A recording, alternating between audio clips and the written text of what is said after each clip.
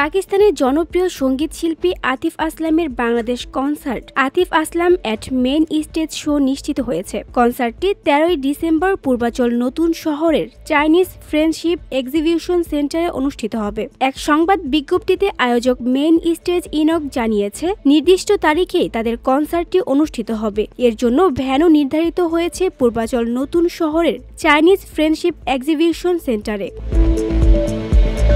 আয়োজক প্রতিষ্ঠানটির মুখপাত্র মেহরিন মৌরি রিসালাত জানান, সব প্রস্তুতি প্রায় শেষের পথে। সেই সঙ্গে দর্শকদের উদ্দেশ্যে একটি সুখবরও জানিয়েছেন। কনসার্ট আয়োজনের ব্যয় বেশি হলেও দর্শকদের সুবিধার্থে টিকিট মূল্য 40% কমিয়েছেন আয়োজকরা। শুধু তাই নয়, দর্শকদের যাতায়াত সহজ করতে বিআরটিসির ফ্রি শাটল সার্ভিসের ঘোষণা দিয়েছে আয়োজকরা। দুপুর 1টা থেকে সন্ধ্যা 6টা পর্যন্ত নির্ধারিত পয়েন্ট থেকে ভ্যান ও বাস চলবে এবং কনসার্ট শেষে রাত 1টা 30 পর্যন্ত ফেরার ব্যবস্থাও থাকবে। কনসার্ট ঘিরে সঙ্গীত প্রেমীদের মধ্যে ব্যাপক আগ্রহ তৈরি হওয়ায় বাড়ানো হয়েছে কঠোর নিরাপত্তা ব্যবস্থাও।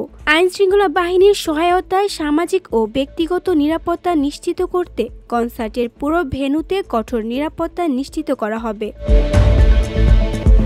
কনসার্টে আতিফ আসলামের সঙ্গে মঞ্চ মাতাবেন দেশীয় ব্যান্ড নেমেসিস।